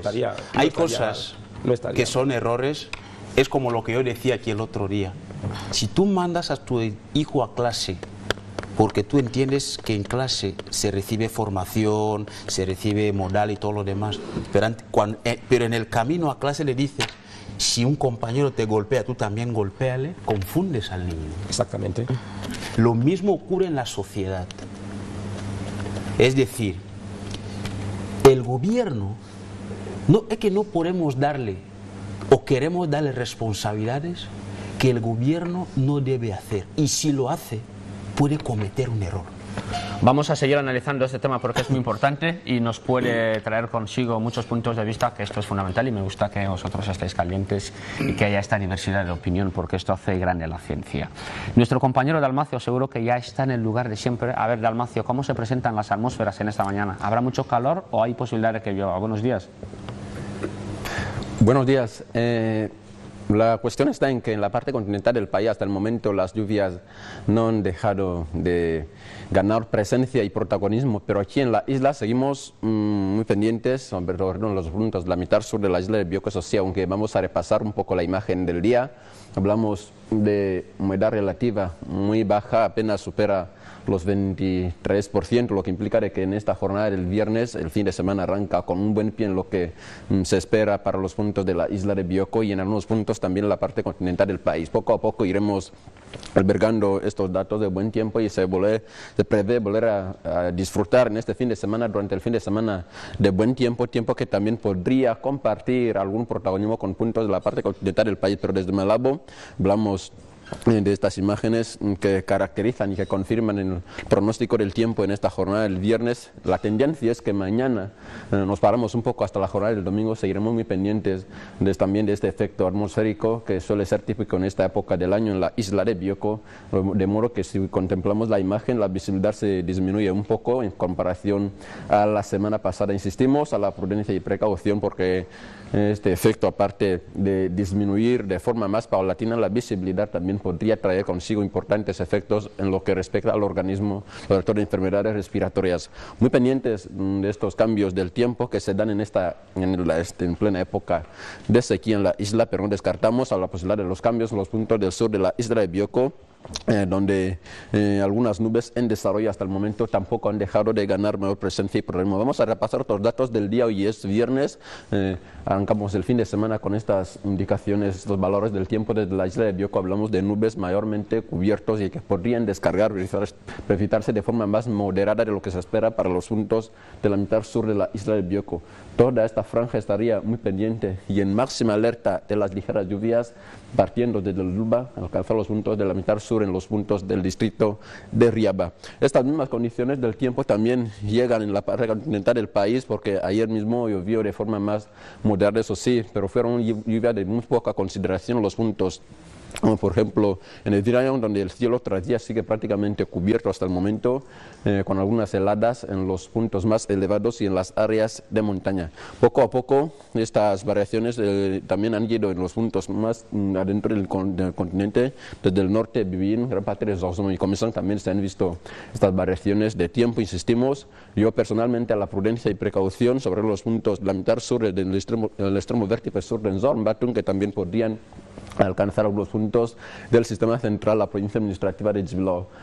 Isla de Annobón tampoco se queda al margen de esta situación del tiempo, intervalos solares muy fuertes con el riesgo de lluvias. Si nos fijamos en el modelo, en el mapa de iconos, hablamos de nubes cubiertos en buena parte de la región continental del país con tan solo intervalos solares en puntos como por ejemplo en Añizo, sistema central, la provincia administrativa de Jibilo, gran parte de la franja costera del litoral, pero muy pendientes en esta franja costera de algunas ligeras variaciones y el riesgo un poco elevado de las lluvias y la inestabilidad. Este riesgo también estaría un poco elevado en los puntos de Akurnam, gran parte de Dinayong, y en toda la franja sur del continente esperamos algunas ligeras variaciones, aunque eso sí podrían llegar a intensificarse, insistimos, durante este fin de semana. Es un fin de semana que podría comportarse, insistimos, de diferentes maneras en el pronóstico del tiempo. Por una parte esperamos nubes en desarrollo en la parte continental del país, en unos puntos de la isla de Bioko no descartamos sobre la posibilidad de los cambios, pero muy pendientes de estas variaciones de tiempo, y la temperatura estaría un poco en descenso en la parte continental del país, mientras aquí no descartamos sobre la posibilidad de que llevemos a llegar hasta incluso los 30 grados de lo que se espera los termómetros aquí en los puntos de la isla de Bioko. Muchísimas gracias, Dalmacio. Vamos a intentar, Pergentino, tenías... Sí, por favor. Yo decía que, por favor, yo ponía el ejemplo de cuando usted manda a su hijo a clase, le explicas que es un centro escolar, pero en el camino le dices, si te golpean, tú también golpea, confundes al niño. Lo mismo, decir a los consumidores que el gobierno debe fijar los precios, también es tu error. Le estamos confundiendo al cliente, porque el gobierno... No puede. Pongo un ejemplo. Existen sistemas económicos socialistas y existen sistemas económicos capitalistas o de libre mercado. En los sistemas económicos socialistas, el gobierno en este caso es el dueño y propietario de las tierras y de todo lo, es el dueño de la propiedad. Entonces ahí, incluso esos países incluso tienen ministerio que se encarga de poner precios, porque el dueño de la propiedad, el que administra la propiedad, el dueño, es el gobierno. En cambio, en los sistemas económicos capitalistas o de libre mercado, como es el caso nuestro, la propiedad está sobre la propiedad privada. Se contempla la propiedad privada, es decir, yo puedo tener mi empresa. Ahora bien, hay una diferencia entre el precio de la moneda y el costo de un producto. Son dos cosas diferentes que, aunque se manifiestan parecidos ante el consumidor, o sea, ante el consumidor es lo mismo, pero en realidad son dos cosas diferentes. ¿Qué es el precio de la moneda? Por ejemplo, para que me entiendan, hoy en día uno puede decir, anteriormente compramos un pan a 25, ¿no? Pero como el valor de la moneda ha cambiado, ya no podemos comprar un pan con 25. Otra cosa es que un producto es costoso. ¿Qué significa? El precio de un producto tiene que ver con el costo de producción del producto, que ahí entra también el costo de transporte y todo lo demás, más el beneficio que va a obtener el empresario para reponer otra vez el producto. Entonces hay baremos ahí. Por tanto, el gobierno en las economías capitalistas o de libre mercado no puede decirle, oye, a partir de ahora esto cuesta 50. Por eso se dice que son estrategias de oferta y demanda. ¿Qué significa esto? Como muchas personas venden pan y como yo quiero vender, tú quieres vender, el otro quiere vender, empezamos a competir. Yo digo, para que mis panes vendan primero, yo lo voy a... Y no hay problema del precio de la moneda, yo voy a vender mi pan a 25. El otro le dice, mire, para que yo venda primero, yo voy a vender 2 a 25. Esto es lo que es la relación, el que compra y el que vende. Ahora, los gobiernos, ¿qué pueden hacer? ¿Qué pueden hacer? Por eso al inicio del programa yo he hablado de, a veces nos quejamos del precio de la bebida cuando no tiene nada que ver con la comida. Los gobiernos, ¿qué pueden hacer? Ahora, ante una situación así, hay diferentes estrategias. La primera es evaluar si es un tema del precio de la moneda, y es un tema que los bancos centrales resuelven. Es un tema que los bancos centrales deben resolver. Ahora, si es un tema relacionado con el precio del producto, es un tema que sí, el gobierno sí puede llamar a las empresas productoras a cuáles son las dificultades que os llevan a eso. Porque hay otro problema ahí. El precio de la moneda tiene que ver con la canasta básica de los hogares. Y de ahí viene el hecho de cuántas cosas yo puedo comprar. Si el ingreso del guineano es de una cierta cantidad y esta cierta cantidad no le da para la canasta básica, ahí es donde el gobierno puede preguntar qué dificultades hay para que la población siga teniendo la canasta básica y llegan a un acuerdo y todo lo demás. Pero decirle, Antonio, cuando usted habla yo le dejo hablar. Usted lleva todo el tiempo hablando. Ni nos dejas hablar, ni explicas. ¿Qué tipo de acuerdo? Ay, Usted quiere saber, por ejemplo, si el tema tiene que ver con temas relacionados con temas arancelarios, hay que llegar a un acuerdo. Si el tema tiene que ver con cuestiones relacionadas a impuestos sobre el mantenimiento de la empresa, hay que llegar a un acuerdo. ¿Entiende? Son diferentes tipos de relaciones que puede haber. Hay empresas que se les dice, por ejemplo, usted va a tener, debido a la actividad que usted está realizando, usted va a tener 6 meses sin pagar impuesto. ¿Para qué? Porque al ser un producto importante, para que se mantenga el suministro, son diferentes, pero usted se compromete a eso y aquello. Muy bien, vamos a ver, es un tema que vamos a abordar en otro momento. Lo que sí está claro es que los ciudadanos están preocupados por el aumento de los precios de los productos en el mercado. Vamos a intentar concluir con el tema de la semana, y es que hoy en la ciudad de Sipopo se llevará a cabo la apertura del año judicial 2021. El tema de la semana nos ha llevado a abordar el tema del derecho y la justicia, y hoy queremos concluir con este tema. Antonio, ¿tú qué piensas del derecho y la justicia? Bueno, aunque estoy un poco insatisfecho. Porque quería terminar, claro. Porque el turno de palabras se tiene que distribuir. Antonio, has estado hablando equitativamente. No puede ser que uno hable 3, 4 veces. No, pero que tampoco. Pero tener empatía. Sí, no. Cada uno lo va a desarrollar con una tesis doctoral. Estamos haciendo un programa para el público. Sí. No es programa personal. Entonces, yo creo que la distribución de palabras, si se hace de manera educada, además ya estamos educando a la población. Ahora vamos a hablar de justicia. ¿Y dónde está radicada la justicia? Es efectivamente en esos términos. Nadie está justo. Pero es muy importante, y yo creo que si estamos diciendo que hay que concluir un tema que ya hemos venido abordando, pienso que nuestros espectadores tendrían la información bastante suficiente, ¿no? Sobre, en su día estuvimos hablando del concepto de justicia, el concepto de derecho, y hemos visto a lo largo de la semana lo importante que suponen ambos fenómenos para una buena convivencia social, una sociedad que tienda al desarrollo y a la paz. Entonces creo que aquí cabe concluir 2 cosas.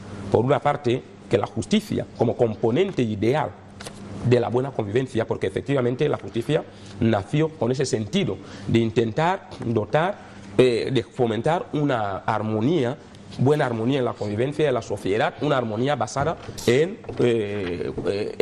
conceptos tan importantes como puede ser la libertad, como puede ser la equidad, como puede ser la igualdad.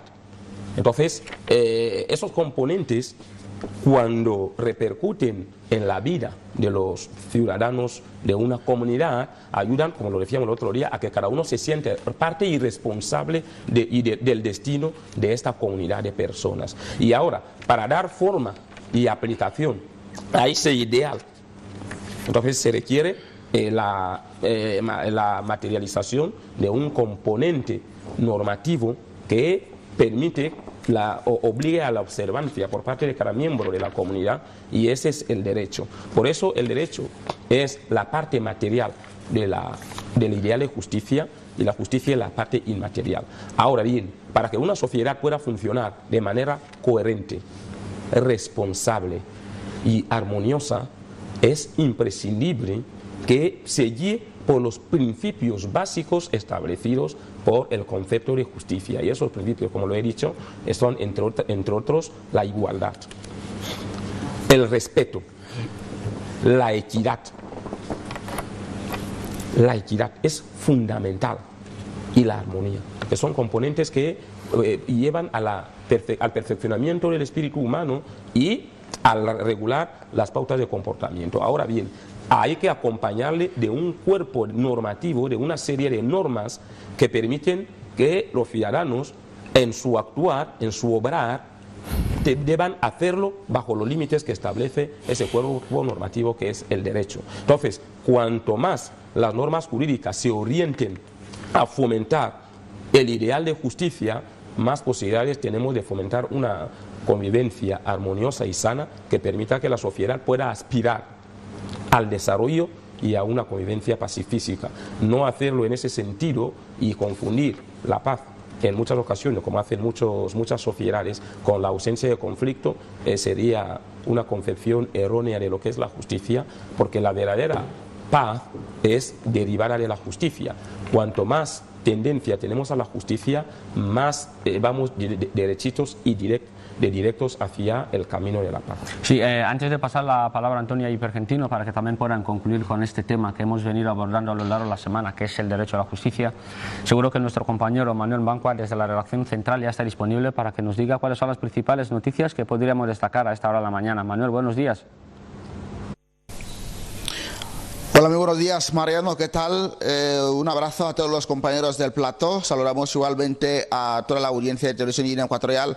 Desde esta redacción central de los servicios informativos de esta casa de televisión venimos, como todos los días, de lunes a viernes, a avanzarles algunos principales temas importantes que tenemos sobre nuestra mesa de redacción, entre temas de actualidad política, económica, social y cultural que ocurren tanto dentro como fuera de nuestro país. Precisamente nuestra atención mediática está centrada en la ciudad de Sipopo, donde tendrá lugar la solemne ceremonia de apertura del año judicial 2021, donde estarán casi todos los presidentes de los diferentes órganos constitucionales de nuestro país, varias autoridades civiles y militares, y se espera que esté el vicepresidente de la República encargado de defensa y seguridad del Estado, su excelencia Teodoro Guimoya Mangue. Pero antes de trasladarse todo el mundo a la ciudad de Sipopo, primero se espera organizar una misa de acción de gracias y petición de dones aquí en la ciudad de Malabo. Y fuera de nuestras fronteras tenemos dos principales temas mediáticos que casi acaparan gran parte de los canales televisivos del mundo. El primer caso es el tema de coronavirus, que a fecha de hoy, según la Universidad Johns Hopkins, ya se habla de más de 92,8 millones de casos de coronavirus a nivel mundial y alrededor de 1,9 millones de personas fallecidas. Otro tema, pero es de conflicto, les hablamos de detención de los rebeldes en Etiopía. Ya se han comenzado a arrestar a los líderes del Frente de Liberación Popular de Tigray, que se estaban escondiendo en las cuevas de la región norte del país. El Ejército Federal ha informado de un enfrentamiento reciente en el que 4 miembros del Frente de Liberación del Pueblo Tigray han muerto y 9 han sido detenidos. Son los principales temas que durante los telediarios que tiene Televisión Guinea Ecuatorial vamos a emitir en la jornada de hoy. Muy buenos días y feliz inicio del fin de semana.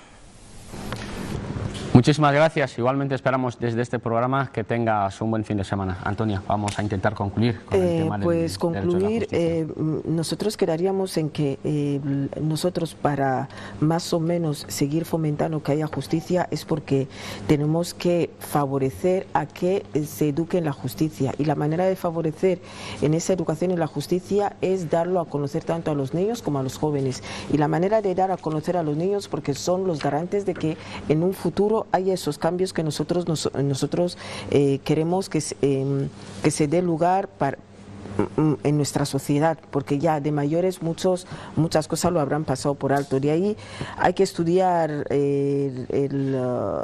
la importancia que supone las normas y leyes que rigen en un determinado territorio, tanto territorio como en nuestros hogares o en las escuelas. De ahí proporcionar esas normas y leyes, hacer que se cumplan, y luego todo ello va a dar lugar a que a que se establezca un carácter de comportamiento. Entonces, todos esos comportamientos nos irá a que haya como una equidad, aunque ya lo ha dicho Antonio, a que haya una equidad, a que haya una honestidad, y esta honestidad va a llegar a que nosotros lleguemos a esta convivencia, y esa buena convivencia es lo que fomenta la paz, tanto en mi hogar como en el exterior, como en todo el territorio. Argentino. Mira, el derecho y la justicia, menos mal que el tema es así, son dos cuestiones relacionadas, pero que muchas de las veces las utilizamos al revés. El derecho es lo que siempre queremos coger, aunque no sea el derecho mío. Es decir, el derecho siempre va por exceso, aunque no sea algo que me pertenece, pero es algo que siempre insistimos, es algo que siempre luchamos, aunque ni siquiera sea el derecho mío. La justicia, yo dije aquí ayer que para mí el mayor problema de la justicia es no acudir a ella, sea cual sea la razón por la cual usted no acudió a la justicia. Soy del criterio de la palabra, la paciencia es de inteligentes. ¿Qué significa esto? A ver, acuda cuantas veces a la justicia que puedas, que algún día, si no te escucha el otro te va a escuchar. Por eso en la sociedad hay diferentes estamentos, ¿no? Para hacerte escuchar. O sea, no acudir a la justicia es lo que recomiendo a la gente nunca hacer, porque este es el mayor problema y es lo que crea escalones, ¿no? O sea, tú no acudes a la justicia por la razón que sea. La justicia desconoce el problema que tienes y entonces no se resuelve el problema, ni en ti, ni en la raíz, ni en otra persona que pueda tener la misma situación. Pues por tanto, para mí, el mayor problema de la justicia hay que acudir a ella. Y para eso es importante acostumbrar a la gente a hacerlo. Muchas de las veces, yo decía aquí ayer, muchas de las veces, ¿no? ¿Cuántas veces decimos a los niños: si te golpean, tú también golpea? O quienes dicen: como me han robado el bolígrafo, yo también voy a robar el bolígrafo de cualquiera, porque yo sí no puedo perder. Entonces, no acudes a la justicia. Y hábito más hábito hace costumbre. Entonces, eso hace que a la larga, y en nuestra vida, ya tenemos la costumbre de no acudir a ella, y tomamos la justicia con nuestras propias manos, ¿no? Incluso de manera innecesaria, ¿no? Yo digo a veces, por ejemplo, el caso que tuvimos aquí, el chico estaba en una situación de o yo o él, no le quedaba de otra, pero hay casos en los que tú puedes denunciar, tienes el tiempo suficiente para denunciar, y si no te escuchan aquí, preséntalo acá, y si no te escuchan acá, preséntalo allá. No acudir a la justicia, lo recomiendo no hacerlo nunca. Hemos tenido casos aquí, por ejemplo, el tema de la trata de personas. Uno de los mayores problemas es que el que sufre de esto no acude a la justicia, y esto es un problema. Hemos tenido tantos casos con el tema de la violencia de género. ¿Por qué crece la violencia de género en el mundo? Porque los que sufren de la violencia de género muy pocas veces acuden a la justicia, por la razón que sea. Dicen que la razón más grande es el miedo al verdugo, ¿no? Pero no acudir a ella es el mayor problema. Pero teniendo en cuenta que estamos para concluir este tema, ¿vosotros pensáis que la gente a día de hoy cree en la justicia? Por ejemplo, Antonio, ¿cuál es tu opinión? En principio, habría que partir si la gente conoce lo que es la justicia. Por eso es muy importante lo que reseñaba Antonia en la educación en la justicia. Y yo el otro día le hacía la pregunta a uno de los abogados que estuvieron aquí compartiendo el programa con nosotros, si cómo valoraban la evolución de la cultura jurídica en Guinea Ecuatorial. Y decían que efectivamente seguíamos teniendo problemas de cultura jurídica, porque en muchas ocasiones, en principio, no conocemos ni lo que es la justicia, quién tiene que impartir la justicia, desde dónde parte la justicia. Y hay que empezar a decir que la justicia parte de la misma persona. Cuando yo sé lo que es justo, es difícil que yo pueda actuar contrariamente a lo justo. Por eso hay que empezar a educar, y Sócrates hizo algo bueno en decir que cuando una persona obra bien, obra mal, incluso castigarle es menos. Hay que educar a esta persona en la virtud del bien y de la justicia, porque cuando conozca estas dos virtudes, difícilmente va a poder obrar mal de nuevo. Por tanto, la educación en la justicia es fundamental. ¿Por qué la gente tiene desconfianza en la justicia? Porque primero no conocen la justicia.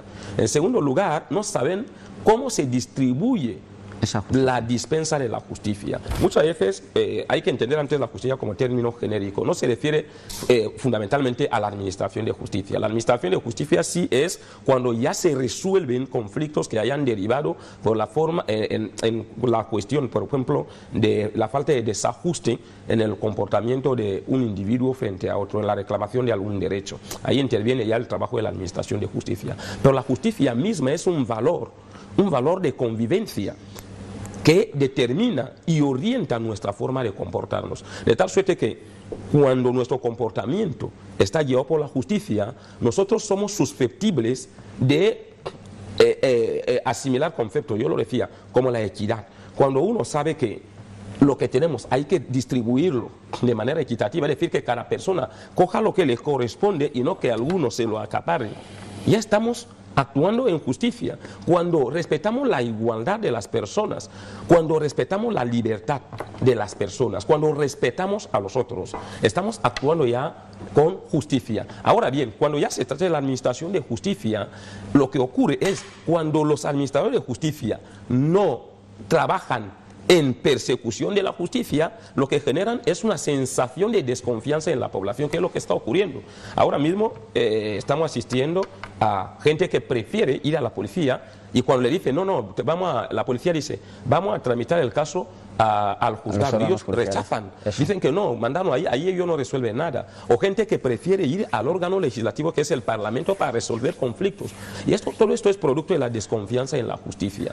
¿Por qué? Porque en primer lugar hay que educar a la gente en lo que es la justicia, y en segundo lugar hay que cualificar ya en el apartado ya de la administración, cualificar la administración de justicia, de tal suerte que los administradores de justicia conozcan la ley, conozcan el espíritu de la ley, que es efectivamente la justicia, dar justicia, dictar la justicia, y en tercer lugar, que tengan capacidad de trabajar con honestidad y con responsabilidad, porque solamente, y explicar a la población, los procesos judiciales no son breves, son largos, porque se trata de reclamación de derechos. Entonces, cuando la persona quiere que ir hoy y se resuelva mañana, difícilmente el órgano jurisdiccional lo puede hacer. Por tanto, yo creo que hay desconfianza, y esa desconfianza es producto del desconocimiento del papel de la administración de justicia, y el desconocimiento de parte de la misma administración de justicia de la importancia que supone la justicia para garantizar la buena convivencia social.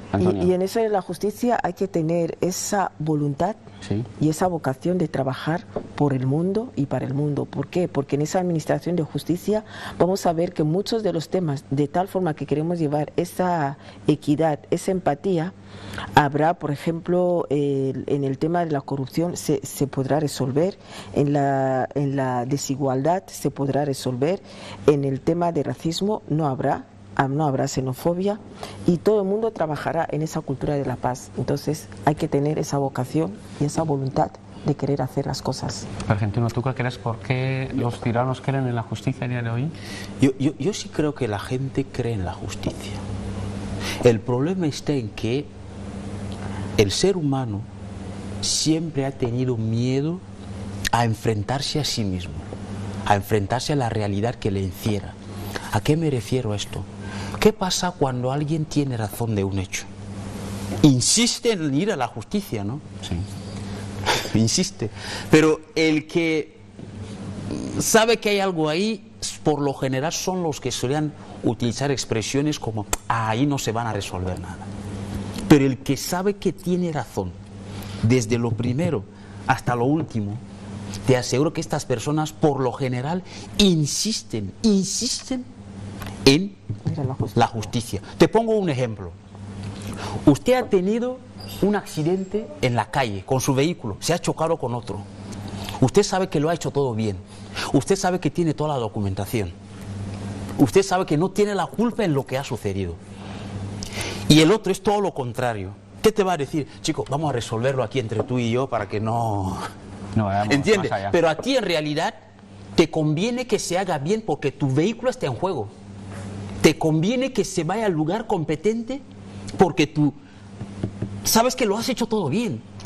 Pero por eso yo suele decir que... No, pero no es que el que quiera ir es porque lo ha hecho todo bien, sino que a veces los procesos para cortarlos, porque si vamos a la justicia hay un tiempo de espera, hay un proceso largo que tenemos que esperar. Entonces, muchos para evitar esos largos procesos, lo que hacen es, si entre ellos puede haber un pacto y decir, mira, lo arreglamos aquí y ya está, es mucho mejor porque se arregla antes que esperar los tiempos que da la administración. No, yo te entiendo. La administración de justicia es muy larga. Antonia, No, yo te entiendo. El problema está en que... ¿Cómo confiar en la justicia si los ciudadanos se quejan de que hoy en día, yo lo hemos escuchado, estuvimos hablando aquí de la muerte de un joven acusado de presunto robo. Entonces, y los ciudadanos alegaban que llegaban a tomar la justicia por cuenta propia, porque veían que estos delincuentes eran impunes, que muchas veces se le llegaba a la policía y después de 2 semanas uno ya se le veía en la calle. Los procesos. ¿Y dónde puede radicar esa confianza? De ahí la pérdida de la confianza. Pero se olvidan de que los procesos judiciales, independientemente de que pueda haber un chanchullo que haga un juez o algunos que otros jueces encargados de conocer de un caso, pero de por sí y por su propia naturaleza, los procesos judiciales son largos, porque se trata de alguien que reclama derechos y alguien que se opone a reconocerlos. Entonces, no puede ser algo de la noche a la mañana. Tienen su duración, porque se trata de un proceso larguísimo con diversas etapas hasta llegar a la sentencia definitiva, incluso a la ejecución, que también tiene su tiempo. Entonces, muchas veces la falta de cultura jurídica hace que los ciudadanos tengan la sensación de que el Poder Judicial, al ver esa dilatación, no resuelve, porque a lo mejor ya vuelve a ver al delincuente en la calle, a lo mejor este delincuente no se ha visto riesgo de fuga o riesgo de reiteración, entonces se le puede aplicar se le puede dejar libre para que a la espera de juicio. Ya. Pero ahora cuando hay riesgo es cuando a lo mejor se puede aplicar le estamos cogiendo tiempo a matinales. Disculpa, Antonia, el ejemplo que usted ha dado ahora, ¿a quién le da igual tratarlo ahí o ir a la justicia? Llegamos al término de este programa. Les recordamos que una de las principales noticias que hemos comentado esta mañana es la reunión que mantuvo ayer el vicepresidente de la República con el cuerpo castrense y agentes del Cuerpo de Seguridad del Estado. Y como bien lo dijo, es momento para luchar contra la corrupción en todas sus esferas, y que el ser uniformado no debe suponer una amenaza para la población. Al contrario, los miembros de orden público y los agentes deben respetar escrupulosamente los derechos de los ciudadanos y deben estar al servicio de la población, porque del pueblo emana el poder. Esperamos que ustedes tengan un buen fin de semana. Ha sido un día caliente. Esto es bueno, tener a un equipo como el que yo tengo. Vamos ya rápidamente corriendo a ver si le localizamos a nuestro compañero Fernando Chem en el programa Matinales. Chem, buenos días. Muy buenos días, Mariano. Seguro, ya estoy aquí. Menos mal que te hemos pillado. ¿Cómo estás? ¿Qué tal la mañana? La mañana muy caliente, la verdad. Tener a un equipo como el que tengo siempre es impresionante. A veces... Lo he notado, ¿eh? Sí, lo he notado. Esto está muy bien. Esto está muy bien. Os he seguido y he visto cierta tensión, ¿no? Como que si quieres empezar el fin de semana un poco pachucho, pues aquí la gente te da... Muy bien, muy bien. Ahí está. quizás todos no piensen así, pero queremos pensar que sea la mayoría. El cuerpo uniformado debe transmitir seguridad a los ciudadanos. O sea, que cuando le ves a un policía, es cuando más te lanzas a él para sentirte protegido y no escaparte. ¿A que sí? Naturalmente, como tiene que ser. Nos imaginamos que esa es la preocupación del vicepresidente, porque siempre los cuerpos uniformados deben transmitir en todo momento seguridad a los ciudadanos. Cuando ya no es seguridad y es miedo, pues empezamos a preocuparnos. Sin duda alguna, ya tenemos un problema. Bueno, hablaremos un poco sobre esa mejor forma de empezar el año del vicepresidente de la República con este encuentro que ha mantenido con el cuerpo castrense. Vamos a hablar un poco sobre este tema, pero luego lo que habéis tratado de los alimentos de primera necesidad, el tema de los precios.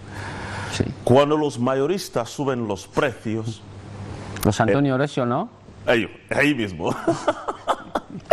Ahí la persona, el comerciante que va a comprar 2, 3 cajas para vender quizás en el mercadillo, en el mercado de Semu o en el mercado de Mondoasí, que muchos de ellos venden en montones, o los que utilizan la báscula, encontramos el problema de que el precio del kilo sube, y sube muchísimo.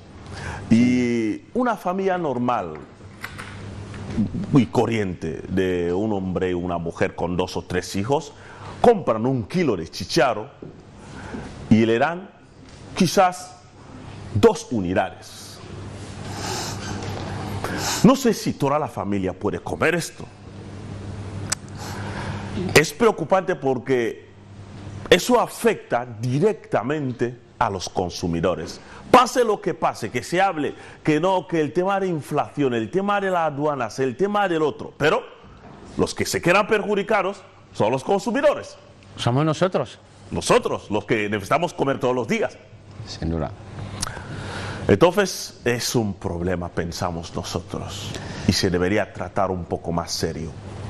Y luego nosotros vamos a hablar un poco también, Mariano, te dejo que el fin de semana empieza, y te vas a la UNGE, ¿no? Sí, pero podemos seguir. Vamos a hablar un poco del pan también. ¿Del pan? El pan. En Sí. Bata, sobre las cuestiones que nos están llegando, que nos llaman la atención, ¿no? Hace como 15 años atrás, 18 años atrás, no había muchas panaderías en Bata. No. Y se notaba la calidad del pan. Pero como que cuando ya hay muchas panaderías, empezamos a ver que el tamaño del pan y la calidad ya no es la misma. Nos imaginamos que cuando ya hay muchas panaderías, desde luego debe haber más competencia. Que sí. Sin duda alguna. Y la calidad debe ser buena. Ahí está. Para que cada uno gane el mercado. Eso mismo. ¿Cómo que ya les da igual? No lo entiendo. La verdad es que son cosas que tú dices, pero ¿qué está pasando aquí? Se supone que si hubiera una empresa, lo más normal, como no hay otra, pues que nos ofrezca lo que tenga, lo que quiera, y con la calidad que tenga. Pero desde el momento en que hay muchas empresas que puedan ofrecer el mismo producto, lo más normal sería que lo hiciesen con buena calidad. Porque el que lo hace con calidad, el que, como yo ya te digo, Fernando, aquí no me puedo ir a la cama si primero no como un pan caliente. Y es una de mis debilidades. ¿Sabes un bocadillo a las 9 de la noche? Un bocadillo con pan caliente, que no digo más. Con mantequilla o pasta de cacahuete, los que somos del Consejo de Ancianos. Madre mía, para no sigas. Impresionante, Fernando, un placer. Espero que tengas un buen fin de semana. Gracias, muchísimas gracias a ti, Mariano, gracias por toda esta información. Mañana estaremos otra vez en contacto. Bueno, mañana de lunes, ¿no? Que el lunes hablaremos un poco otra vez de toda la actualidad. Esa es la parte que siempre nos caracteriza por la mañana, ¿no? Y la forma que nos ofrece la línea, el programa de A Fondo, nosotros entramos y